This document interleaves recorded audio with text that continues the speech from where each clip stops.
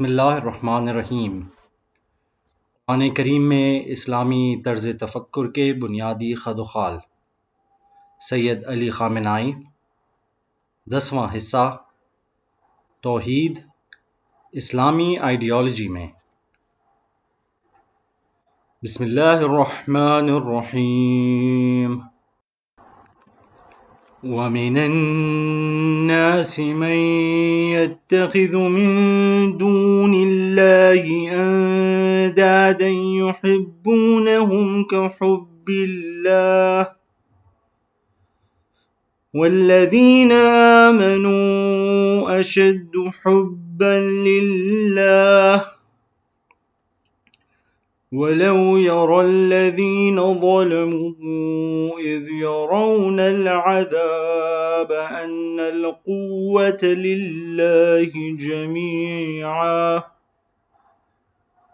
وَأَنَّ اللَّهَ شَدِيدُ الْعِقَابِ۔ صدق اللہ العلی العظیم۔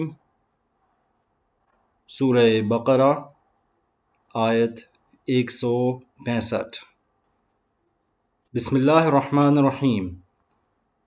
ایک الہی شخص یہ کہتا ہے کہ جو کچھ ہم دیکھتے ہیں اس سے ماوراء ایک حقیقت ہے جو ہر اس چیز سے ارفع و اعلیٰ اور عظیم ہے کہ جسے ہم دیکھتے اور مشاہدہ کرتے ہیں، اور اگر وہ حقیقت نہ ہوتی تو یہ موجودات وجود میں نہ آتیں۔ جبکہ ایک مادی شخص کا یہ کہنا ہے کہ ایسا نہیں ہے، ہم جو کچھ دیکھتے ہیں اس کے علاوہ کسی چیز کے معتقد اور پابند نہیں ہو سکتے۔ ہم نے لیبارٹریوں اور تجربہ گاہوں میں بہت تلاش کیا، لیکن جس ہستی کے آپ لوگ قائل ہیں وہ ہمیں کہیں دکھائی نہیں دی۔ مادی اور الہی لوگوں کے اس جھگڑے کو ہم کتابوں اور اس موضوع سے مربوط بحثوں میں چھوڑتے ہیں۔ ہمارا ماننا ہے کہ آج کے مادہ پرست اگر اس بات کے قائل ہیں کہ کوئی خدا نہیں ہے تو اس کی وجہ مکتب الہی سے مایوسی ہے، کیونکہ وہ سمجھتا ہے کہ اس دنیا کا نظام، عدل کا قیام، طبقاتی نظام کا خاتمہ مادہ پرستی پر مبنی فکر کے بغیر ممکن نہیں۔ اس وجہ سے وہ مکتب الہی سے دور ہو چکا ہے، ورنہ اسے ضد نہیں، یا ایسا نہیں کہ وہ خدا کے وجود پر کوئی قانع کنندہ دلیل نہ ہو، کیونکہ دوسری طرف بھی کوئی دلیل نہیں ہے، نہ ماضی میں تھی اور نہ آج ہے، جو اس بات کو ثابت کرے کہ خدا نہیں ہے۔ ایک شخص بھی ایسا نہیں ہے جو یہ کہے کہ میں ثابت کرتا ہوں کہ اس دلیل کی وجہ سے خدا نہیں ہے۔ اگر کسی کے پاس اس سلسلے میں کہنے کے لیے کچھ ہے تو صرف یہی کہ میرے لیے ثابت نہیں ہوا ہے کہ خدا ہے، میں نے نہیں سمجھا، خدا کے ہونے کے استدلال کو میں نے قبول نہیں کیا، اور قرآن کریم بھی اسی حقیقت کی طرف اشارہ فرما رہا ہے۔ انہم الا یظنون، یہ لوگ صرف ظن و گمان کے پیچھے ہیں، وگرنہ دلیل کے ساتھ خدا کی نفی نہیں کر سکتے۔ ہمارے زمانے کے مادہ پرست کے بارے میں جو بات ہے، اور یہ بڑی پتے اور نکتے کی بات ہے، وہ یہ ہے کہ مادہ پرست کا مادی مکتب فکر کی طرف جھکاؤ کی وجہ یہ ہے کہ وہ یہ سمجھتا ہے کہ اس دور میں مادی مکتب بہتر طریقے سے دنیا کو چلا سکتا ہے۔ وہ کہتا ہے کہ مادی مکتب بہتر انداز میں ظلم و ستم اور مفاد پرستی کو جڑ سے اکھاڑ پھینک سکتا ہے، اور دین یہ کام نہیں کر سکتا۔ وہ کیوں یہ کہتا ہے کہ دین یہ کام نہیں کر سکتا؟ اس لیے کہ وہ دین کے بارے میں، دین کے رائج اور معروف معنی و مفہوم کے بارے میں کچھ جانتا نہیں ہے۔ جانتا بھی ہے تو صرف اسی حد تک جس حد تک گلی کوچے کے لوگوں کے پاس اس نے روایتی اور تقلیدی دین دیکھا ہے۔ خلاصہ یہ ہے کہ دین کے بارے میں کچھ بھی نہیں جانتا، اسے کوئی خبر اور اطلاع نہیں ہے۔ اگر اس سے پوچھا جائے کہ دین کیا ہے تو چند ظاہری چیزوں کا نام لیتا ہے کہ یہ دین ہے، اور چونکہ یہ چیزیں بے حس کرنے والی ہیں، چونکہ یہ چیزیں ظلم اور ظالم کے برابر اور مساوی ہیں، اور چونکہ یہ چیزیں لوگوں کی مشکلات کو حل نہیں کر سکتی، لہٰذا کہتا ہے کہ دین کو چھوڑیں، یہ کسی کام کا نہیں ہے۔ واضح ہے کہ انسان جب ایسی منطق کا سامنا کرتا ہے تو بہترین اور صحیح جواب یہی ہو سکتا ہے کہ ہاں، آپ ٹھیک کہہ رہے ہیں۔ اگر آپ نے ایک ایسا دین دیکھا جس نے ظالم کے ساتھ تعاون کیا، ڈکٹیٹر کے ساتھ ساز باز کی، مظلوم کا ایک لمحے کے لیے بھی ساتھ نہ دیا، عوام الناس کی کوئی مشکل بھی حل نہ کی، لوگوں کے حال اور مستقبل کے لیے ذرہ بھر سود مند ثابت نہ ہوا، تو پھر آپ ہماری طرف سے بھی وکیل ہیں کہ اگر آپ نے اس طرح کا دین جہاں بھی دیکھا تو اسے ٹھکرا دیں اور اسے ایک لمحے کے لیے بھی قبول نہ کریں، اس لیے کہ دین اگر خدا کی طرف سے ہو تو پھر ایسا نہیں ہو سکتا۔ وہ شخص جو یہ کہتا ہے کہ میں نے دین کو دیکھا ہے کہ وہ انسانی معاشروں کو نہیں چلا سکتا، تو ہم اس سے سوال کرتے ہیں کہ کس دین کو؟ دین اسلام کو؟ سچے اور حقیقی اسلام کو؟ محمدی وحی کو؟ علوی حکومت کے طرز زندگی کو؟ کیا ان کو دیکھا ہے کہ یہ انسانوں کے معاملات کو چلانے اور ان کے مسائل کو سلجھانے سے قاصر اور ان کے منافی ہیں؟ آئیں ثابت کریں، کہاں قاصر ہیں، کہاں منافی ہیں؟ وہ اسلام جو آخر کار تفریق کا خاتمہ کرتا ہے، جس زمانے میں طبقاتی اختلاف عروج پر تھا، اس دور میں آ کر طبقاتی اختلاف کی نفی کرتا ہے، غیر منصفانہ طریقے سے تقسیم ہونے والی دولت و ثروت کو واپس لے کر عادلانہ طریقے سے تقسیم کرتا ہے، انسان کو برابری کی سطح پر مواقع اور سہولیات دیتا ہے، حکومت کو بشری طاغوتوں کے چنگل سے آزاد کرواتا ہے، اور خدا کے عادلانہ اور منصفانہ قانون کے سپرد کرتا ہے، ایک پست انسان کو، ایک ذلیل و حقیر انسان کو، غلامی کی زندگی گزارنے والے انسان کو، ایک ایسے انسان کو جو ایک بات کے لیے، ایک شاباش کے لیے، ایک کھوٹے سکے کے لیے بدترین ظلم کا مرتکب ہوتا ہے، ایسے پست اور ذلیل و خوار انسان کی جو اسلام تعظیم و تکریم کرتا ہے، اسے رفعت و بلندی کی طرف لے جاتا ہے، اسے عزت و عظمت عطا کرتا ہے، اسے انسانی اور اخلاقی فضائل سے آراستہ کرتا ہے، اور یہ سب کچھ ایک مضبوط، عادلانہ اور منصفانہ نظام کے سائے میں فراہم کرتا ہے۔ بس اگر آپ کہتے ہیں کہ دین اسلام کہ حقیقت میں اسلام ہی حقیقی دین ہے، یہ خصوصیات رکھتا ہے، اور پھر آپ کہتے ہیں کہ یہ اسلام انسان کی ترقی کے ساتھ، عدل و انصاف کے ساتھ، امن و امان کے قیام کے ساتھ اور انسانی ضروریات کے پورا کرنے کے ساتھ ہم آہنگ نہیں ہے، تو ہم آپ کی اس بات کو تسلیم نہیں کرتے۔ یہ ناانصافی ہے۔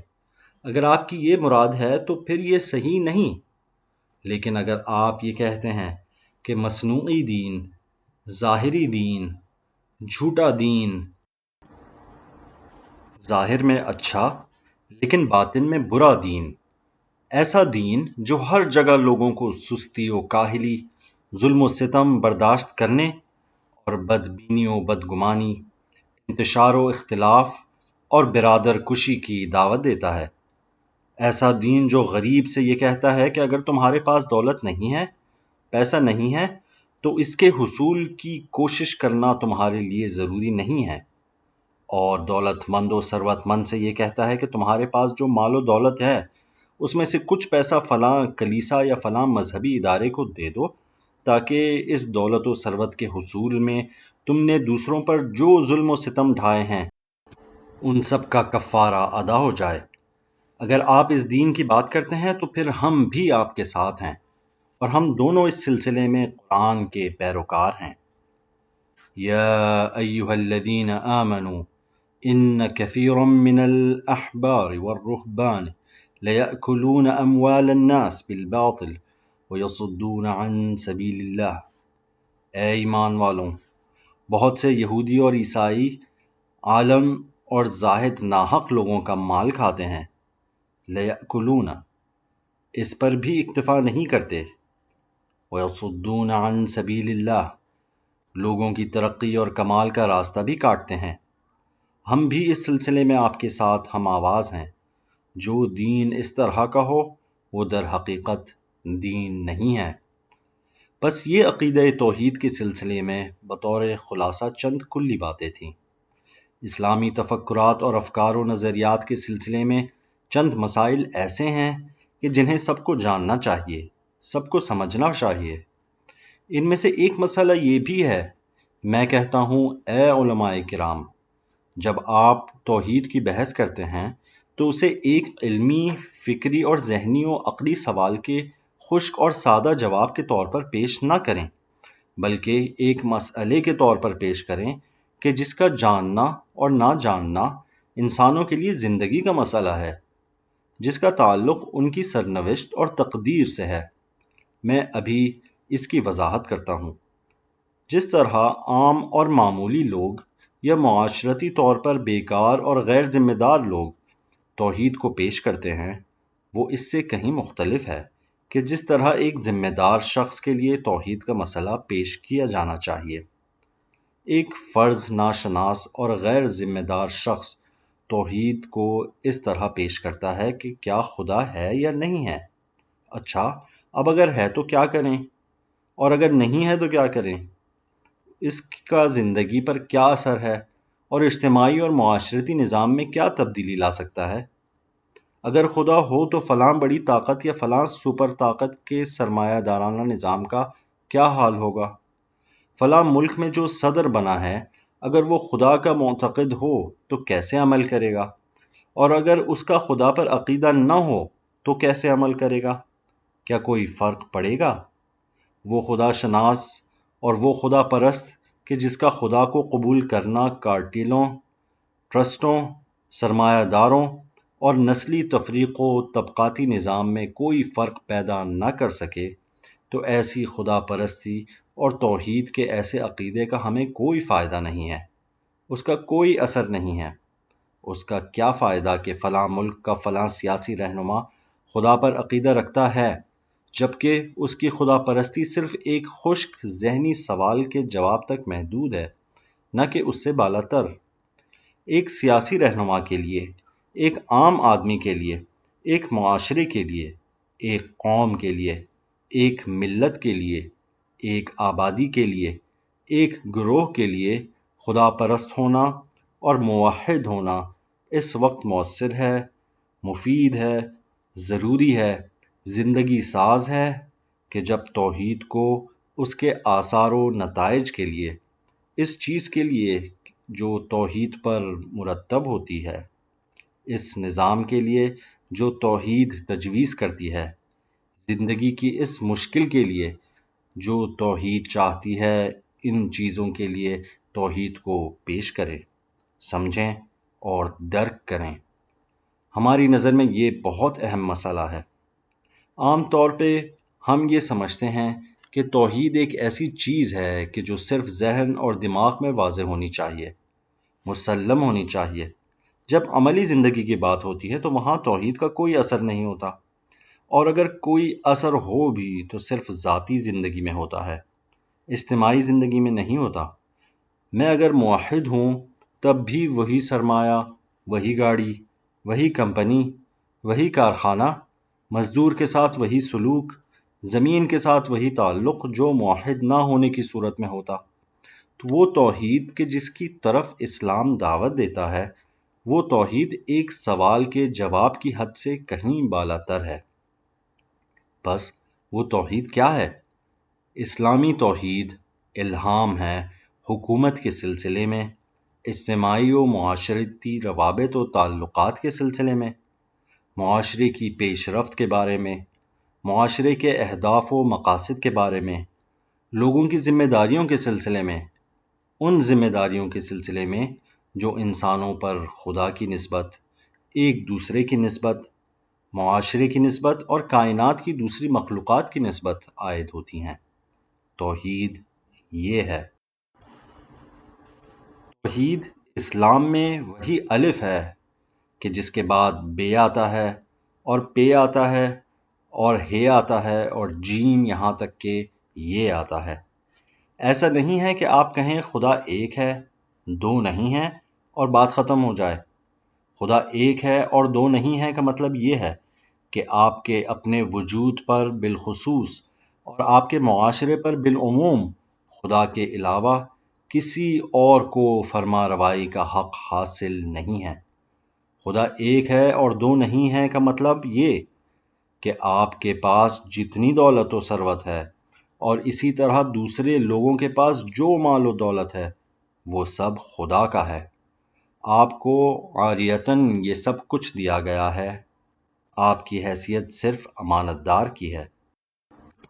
کون معاہد بننے کے لیے تیار ہے؟ آپ کے پاس یہ پیسہ امانت ہے اور بس، عاریتاً آپ کے ہاتھوں میں ہے۔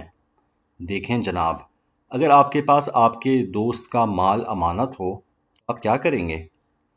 انتظار کریں گے اگر وہ کہے کہ اس میں سے 10 تومان اس بچے کو دے دیں، اس بوڑھے کو دے دیں، اس پرائے اور اجنبی کو دے دیں، اس اپنے قریبی کو دے دیں، اس میں سے 10 تومان فلاں صندوقچی میں ڈال دیں، 10 تومان کو سرے سے آگ لگا دیں، مالک کی تحریر کے منتظر رہیں گے۔ کیا ایسا نہیں ہے؟ کیا آپ سمجھتے ہیں کہ اس امانت میں آپ کا کوئی حق ہے؟ آپ اس کے مالک ہیں؟ المال مال اللہ جعلہ وداعی عند خلقہ، مال کو خداوند متعال نے بطور امانت انسانوں کے سپرد کیا ہے۔ یہ توحید کا لازمہ ہے۔ اگر آپ توحید کے قائل ہوں تو پھر معاشرے میں طبقاتی اختلاف اور اونچ نیچ کا کوئی معنی نہیں بنتا، اصولاً کوئی معنی نہیں بنتا۔ جس معاشرے میں اونچ نیچ ہو، ادنا و اعلیٰ کا مسئلہ ہو، وہ معاشرہ توحیدی معاشرہ نہیں ہے۔ توحید تو یہ کہتی ہے کہ کلکم من آدم و آدم من تراب، سب آدم کی اولاد ہیں اور آدم مٹی سے ہیں۔ آپ کے خدا کے نزدیک ہونے اور دوسروں سے برتر ہونے کا معیار صرف تقویٰ ہے اور بس۔ جو جس قدر زیادہ خدائی فرامین کا خیال رکھے اور اطاعت کرے وہی بلند و برتر ہے، وگرنہ ایک ایسا معاشرہ کہ جس میں تفریق اور اونچ نیچ کے ہزاروں اسباب موجود ہوں۔ آپ کہتے ہیں کہ جناب فلاں شخص اس طرح ہے، وہ کہتا ہے تو کیا ہوا، وہ اشرافیہ میں سے ہے، اس کی بات ہی اور ہے۔ ایک ایسا معاشرہ کہ جس میں اشرافیہ و غیر اشرافیہ اور ادنا و اعلیٰ ہوں، ایک ایسا معاشرہ کہ جس میں لوگوں کے مالی حالات ایک دوسرے سے بہت زیادہ مختلف ہوں اور جس کے پاس وسائل ہیں وہ انہیں اپنا حق سمجھتا ہو، ایک ایسا معاشرہ کہ جس میں بندگان خدا باہم برابر نہ ہوں بلکہ بعض دوسروں کے غلام ہوں، تو ایسے معاشرے میں توحید نہیں ہے۔ جب توحید ایک معاشرے میں آتی ہے تو پھر سب انسان مساوی ہو جاتے ہیں، ایک ہی صف میں کھڑے ہو جاتے ہیں۔ یعنی کیا مطلب؟ مراد یہ ہے کہ سب خدا کے بندے بن جاتے ہیں۔ جیسا کہ کل کہا تھا کہ کائنات کی موجودات و مخلوقات، انسان وغیرہ سب خدا کے سامنے مغلوب و مقہور اور اس کے بندے ہیں، اور اس کی عبودیت میں سب شریک اور باہم مساوی ہیں۔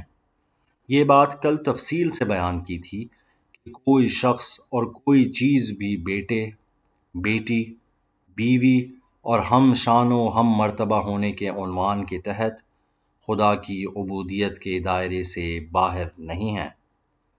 عبودیت کے دائرے میں اس بات کا کوئی معنی نہیں ہے کہ کچھ بندے بعض دوسرے بندوں کی گردن میں غلامی کی زنجیر ڈالیں۔ اصولی طور پر اس کا کوئی معنی نہیں بنتا۔ خدا کی بندگی غیر خدا کی بندگی سے آزادی کے معنی میں ہے، اور یہ دونوں یعنی خدا کی بندگی اور غیر خدا کی بندگی کبھی اکٹھی نہیں ہو سکتی۔ ممکن نہیں ہے کہ کوئی خدا کا بندہ بھی ہو اور غیر خدا کا بھی۔ خدا کی بندگی یعنی خدا کے علاوہ ہر کسی اور ہر چیز کی عبودیت و بندگی سے آزادی۔ جب ایک انسان اسلام لے آیا تو پھر ہر چیز اس کے لیے مقدمہ ہے، وسیلہ ہے۔ کس لیے؟ کس کا وسیلہ؟ وسیع و عریض کائنات، یعنی موت کے بعد کی دنیا کی بات نہیں کر رہا، وہاں تک پہنچنے کا وسیلہ، خود انسان کی فکر و نظر کی جو خدا کی طرح وسیع و عریض ہے، اس دنیا تک رسائی کا ذریعہ۔ سب چیزیں انسان کے لیے وسیلہ ہیں تاکہ انسان خدا کی رضا کو حاصل کرے۔ دنیا کی زندگی، دنیا کی دولت و ثروت، دنیا کی آسائش، دنیا کی محبتیں اس کے لیے کوئی وقت و قدر و قیمت نہیں رکھتی۔ اس وقت اس کے لیے قدر و قیمت رکھتی ہے کہ جب خدا کے راستے میں ہو، فی سبیل اللہ۔ لیکن اگر یہ محبت، یہ مال، یہ مقام و مرتبہ، یہ منصب، یہ عہدہ، یہ زندگی، یہ اولاد، یہ عزت و آبرو، یہ حیثیت خدا کے راستے میں اور ذمہ داریوں کے راستے میں نہ ہو تو اس کے لیے کوئی اہمیت اور قدر و قیمت نہیں رکھتی۔ اسلامی طرز تفکر میں دنیا و آخرت ایک دوسرے سے جڑی ہوئی ہیں، اور ایک مسلمان کے لیے دنیا انجام و اختتام نہیں ہے۔ وہ شخص جو بندوں کا بندہ اور ناقص موجودات و مخلوقات کا بردہ اور غلام ہے، اس کی نظر میں دنیا محدود ہے، لیکن اس کے لیے دنیا وسیع ہے۔ موت ایک دروازہ ہے کہ جب آپ اس دروازے سے دیکھتے ہیں تو آپ کو دوسری طرف باغات، گلستان اور کئی دنیائیں اور جہان نظر آتے ہیں۔ لہٰذا وہ یہ سمجھتا ہے کہ زیادہ سے زیادہ یہی ہے کہ اس دروازے تک پہنچ جائے، اس دروازے سے گزر جائے۔ موت اس کے لیے اہمیت نہیں رکھتی، موت اس کے لیے کوئی مسئلہ نہیں ہے۔ یہ توحید کے جلوے اور پہلو ہیں۔ البتہ توحید کے بارے میں زیادہ منظم انداز سے اور مختلف عناوین کے تحت بحث کرنی چاہیے، اور انشاءاللہ اگلے دنوں میں کریں گے۔ سورہ بقرہ کی آیات ہیں۔ قیامت کے دن ایک منظر کی تشریح ہے جو مسئلہ توحید سے پوری طرح مربوط ہے۔ آیت کی تلاوت کے دوران یہ بات زیادہ واضح ہو جائے گی۔ سورہ بقرہ آیات 165 تا 167۔ وَمِنَ النَّاسِ مَن يَتَّخِذُ مِن دُونِ اللَّهِ أَندَادًا، لوگوں میں سے کچھ ایسے ہیں جو اللہ کے علاوہ دوسروں کو اس کا مثل، ہم پلہ اور رقیب قرار دیتے ہیں، یعنی انسانوں یا غیر انسانوں میں سے بعض کو خدا کا شریک قرار دیتے ہیں۔ یحبونہم کحب اللہ، ان سے ایسی محبت کرتے ہیں جیسی محبت خدا سے کی جانی چاہیے۔ یہیں پر آیت ایک بریکٹ کھولتی ہے، اس لیے کہ محبت کے بارے میں بات نہیں کر رہی تھی، لیکن چونکہ خدا کی نسبت ان کی محبت کی بات ہوئی تو گویا آیت ایک بریکٹ کھولتی ہے، جملہ معترضہ کی طرح فرماتی ہے والذین آمنوا اشد حبا للہ، لیکن جو لوگ ایمان لائے یعنی سچے اور حقیقی مومنین، وہ ان ظاہری جلووں سے زیادہ اللہ سے محبت کرتے ہیں۔ سب جھوٹے خداؤں سے، نفس و شہوت کے خدا سے لے کر ان خداؤں تک جو معاشروں میں اونچے مقامات پر فائز ہوتے ہیں اور انہیں بڑے عہدوں پر بٹھایا جاتا ہے، ان سب سے بڑھ کر مومن کے نزدیک اللہ محبوب ہوتا ہے۔ والذین آمنوا اشد حبا للہ ولو یری الذین ظلموا اذ یرون العذاب ان القوة للہ جمیعا۔ اچانک خدا بات کا رخ قیامت کے ایک منظر کی طرف موڑ دیتا ہے۔ خدا کے اچھے اور برے بندے سب اکٹھے ہیں۔ اچانک ظالم اور ستمگر دیکھیں گے کہ قیامت کے دن ساری طاقت و قدرت خدا کے اختیار میں ہے۔ انتہائی عجیب چیز ہے۔ لمن الملک اليوم للہ الواحد القہار۔ اس منظر کو دیکھتے ہیں، چاہے وہ ظالم جو دوسروں پر ظلم کرتا تھا چاہے وہ ظالم جو اپنے آپ پر ظلم کرتے تھے اور اپنے آپ کو اس پہلی قسم کے ظالموں کا غلام بنا رکھا تھا، جب نظر اٹھائیں گے تو دیکھیں گے کہ عجیب ہے، یہاں تو سارا کر و فر، سارا جاہ و حشم، سب غرور و تکبر، سارے دعوے، سارے محلات، ساری زندگی، سب کچھ یہاں بیکار ہے، کوئی کچھ بھی نہیں کر سکتا۔ اس وقت وہ منظر بڑا عجیب منظر ہے۔ آپ دو گروہوں کو نظر میں لائیں۔ ایک گروہ نے دوسرے گروہ کی عبادت کی، یعنی اطاعت کی، بلا چون و چرا اطاعت۔ یہ دونوں گروہ قیامت کے دن ایک دوسرے کے مقابلے میں کھڑے ہوں گے، باہم نزاع اور جھگڑا کریں گے۔ وَلَوْ يَرَى الَّذِينَ ظَلَمُوا إِذْ يَرَوْنَ الْعَذَابَ، اگر دیکھتے وہ لوگ کہ جنہوں نے ظلم کیا، یعنی اس ظلم کا غیر خدا کے سامنے سر تسلیم خم کرنے اور بلا چون و چرا اطاعت کرنے کا معنی کیا، اور اس سلسلے میں بعض قدیمی شیعہ مفسرین کی پیروی کی۔ اگر دیکھتے وہ لوگ کہ جنہوں نے غیر خدا کے سامنے سر تسلیم خم کیا، جب عذاب کا مشاہدہ کریں گے تو کیا دیکھتے؟ ان القوت للہ جمیعا، یہ کہ طاقت و قدرت مکمل طور پر خدا کے لیے ہے۔ وَأَنَّ اللَّهَ شَدِيدُ الْعَذَابِ، اور یہ کہ خدا کا عذاب سخت اور خوفناک ہے۔ اگر دیکھتے تو کیا ہوتا؟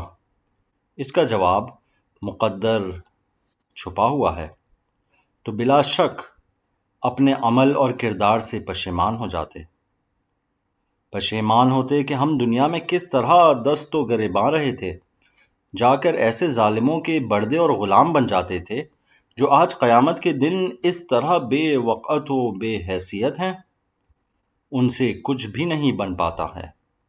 اگر عبرت کی نگاہ سے دیکھتے تو انہیں پتہ چلتا کہ وہ دنیا میں بھی اسی طرح بے وقعت ہیں۔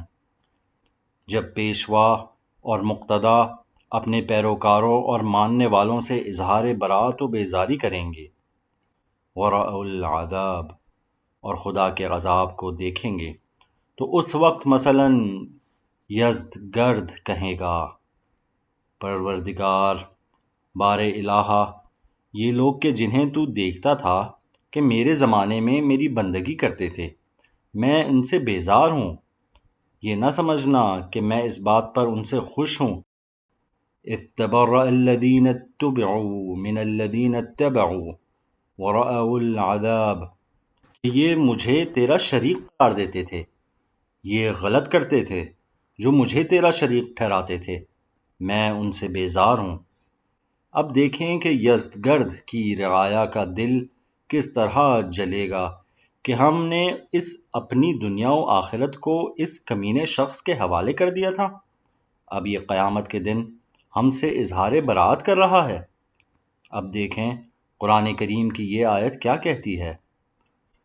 اذ تبرأ الذین اتبعوا من الذین اتبعوا ورأوا العذاب، جب پیشوا اور مقتدی اپنے ماننے والوں اور پیروکاروں سے اظہار براءت کریں گے اور خدا کے عذاب کو دیکھیں گے۔ وَتَقَطَّعَتْ بِهِمُ الْأَسْبَابُ، اور ان کے درمیان تمام رشتے ناطے ختم ہو جائیں گے۔ وَقَالَ الَّذِينَ اتَّبَعُوا، اور پیروکار کہیں گے، لَوْ أَنَّ لَنَا كَرَّةً فَنَتَبَرَّأَ مِنْهُمْ كَمَا تَبَرَّأُوا مِنَّا، اے کاش ہمیں دنیا میں لوٹا دیا جاتا تاکہ ہم بھی ان سے اسی طرح اظہار برات کرتے جس طرح وہ آج قیامت کے دن ہم سے بیزاری کا اظہار کر رہے ہیں۔